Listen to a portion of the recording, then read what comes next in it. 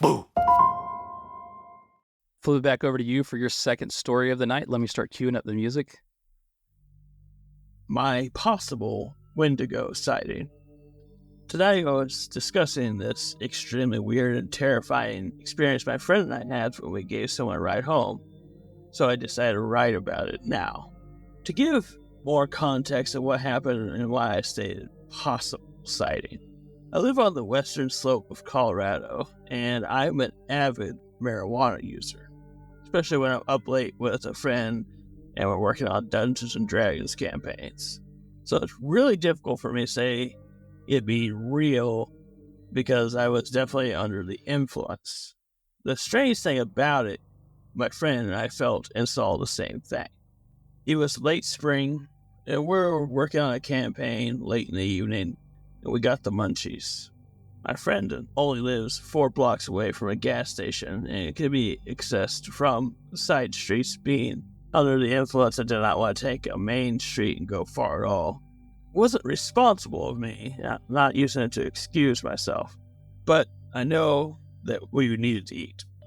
As we were leaving the conveniently placed store, my friend and I were stopped by a woman that he knew growing up. She was close friends with his mother. She was extremely intoxicated and all alone. So my friend offered her a ride home to make sure she got back safe. Here's where things started to get really weird. Without conversing with each other, my friend and I both felt like she was not safe to walk. I played this off as being a woman in her 60s or early 70s, intoxicated and completely alone. She claimed it was only a block away, but it was actually a few miles outside of town where she lived. It was easily taking her over an hour or so for her to get home. Being in a small town, we have no Uber, Lyft, or taxis, so we both felt off about her walking on her own, so we decided that we would take her. When we got down the road from her place, she asked us to drop her off away from her place so that her boyfriend didn't see our headlights.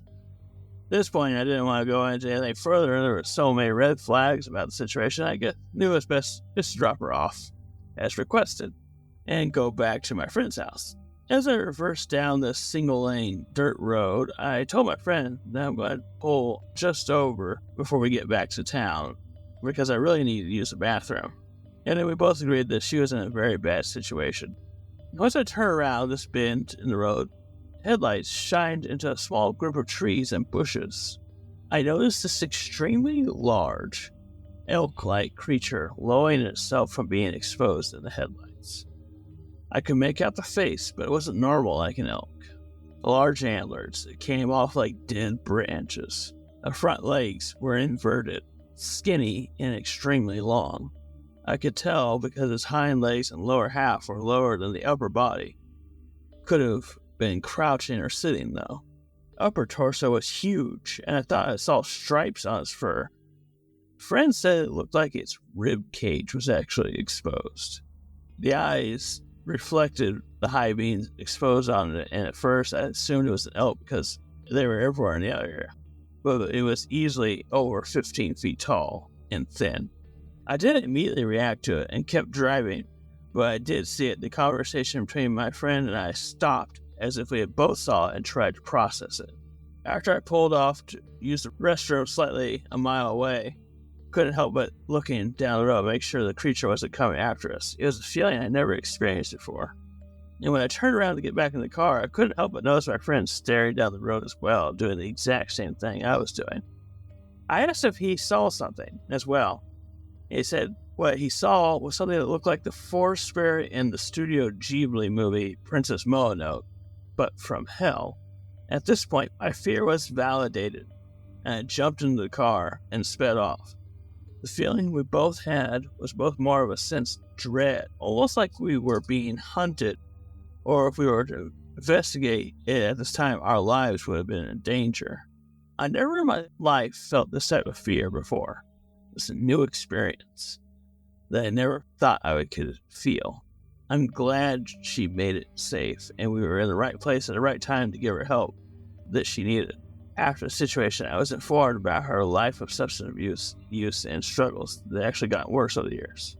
Ever since that night, me and my friend have dealt with lots of things. We've had deaths in the family and things like that. I struggle to claim there was any association with what we saw that night, but it's very strange how our lives increasingly got worse since. I was told that there was a chance that it was an evil spirit that attached to us that made things worse, but I don't know. Wow. Or it was a Wendigo. I guess some not dear comments flying in the chat.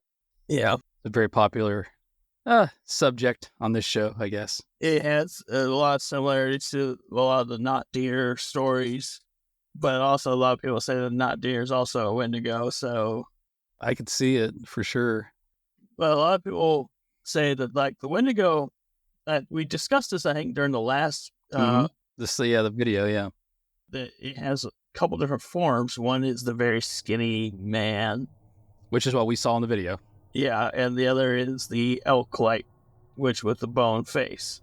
And he even mentioned in this that his friend said it looked like it was its ribs sticking through. He thought it was stripes. Which reminded me exactly of the video we watched. That person clearly was very skinny. Yeah. Bones, ribs showing. And the way they moved was strange. Yeah, to put it lightly, that was strange. Another very strange encounter with a creature. They both saw, didn't really talk about it at first, but then they both realized they had seen it. The description of it is like the Princess Mononoke forest spirit, but from hell. I didn't know what the hell he was talking about there. I just went along with it. It's an anime. There's a forest spirit creature that looks like kind of like a mix of elk human face. It's really weird looking. But anyway, they mentioned that it felt like that, but from hell, and I can kind of get that idea in my head of like what this creature looks like. That was one that I thought, that's pretty scary. One thing they couldn't get out of their head is that he's the bathroom. They had to use the bathroom. And that actually kind of, it's one of those things that's like, makes you kind of believe the story, right? I've never been stoned, but I've been drunk, really drunk, and I've been like, yeah, I got to use the bathroom no matter what. And Yeah. you know, the fact that they drove a mile down the road and he stopped over to take a leak, at that point it's like, but he's still like looking over his shoulder, like, I might drive 5 miles down the road though. Yeah, definitely. And then, like, you know, they're like, keep on looking over his shoulder, and then he knows his friend is doing the same thing. And he's like, Can you imagine being the friend like waiting while it's happening?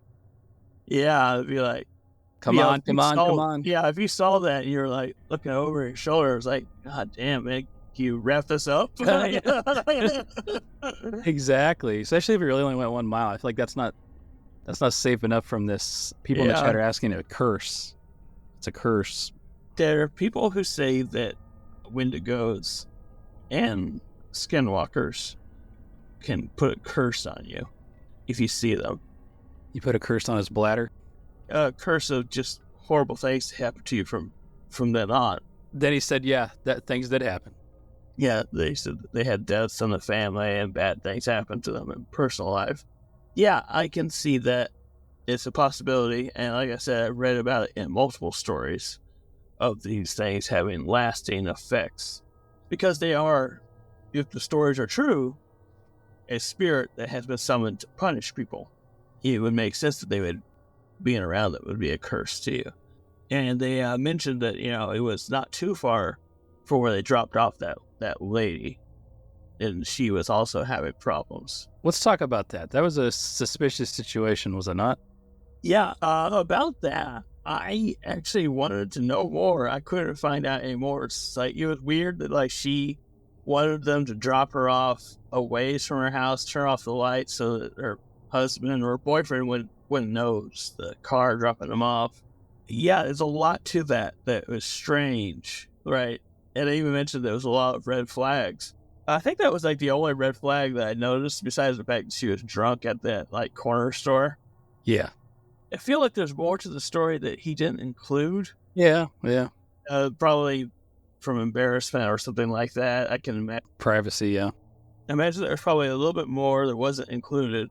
I don't know if that was part of the Wendigo curse or so much that you're dealing with a drunk elderly lady who was kind of made a lot of bad decisions in her life. But yeah, that was a strange part of the story. And the strange part that he dwelt just enough on, but not enough at the same time. You think it was the boyfriend was the Wendigo? I did till now.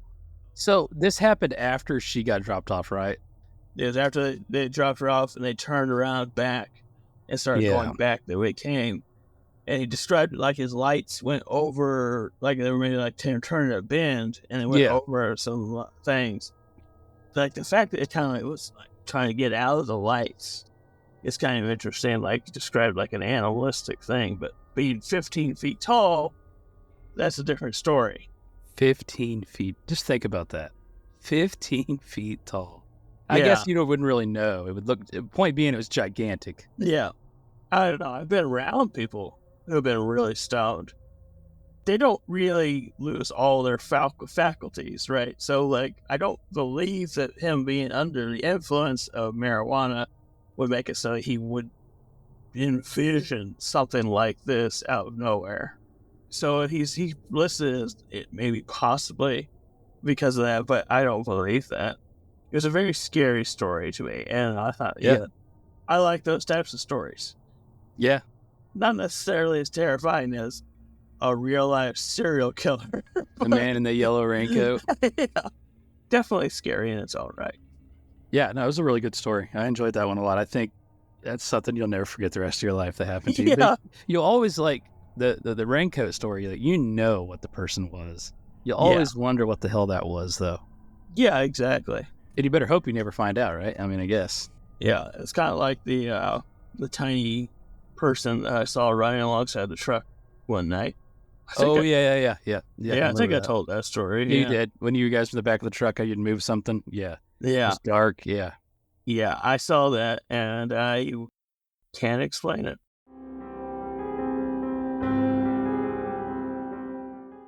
Jeff Townsend Media. CG, good night. And the question is, do I stay here? Will you be back? Are you gonna come back? Will you be back? Are you coming back?